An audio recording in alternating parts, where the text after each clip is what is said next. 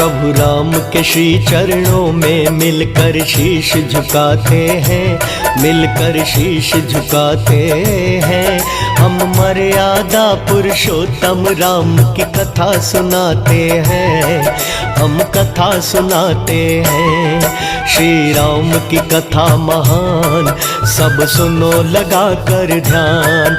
श्री राम की कथा महान, सब सुनो लगा कर ध्यान।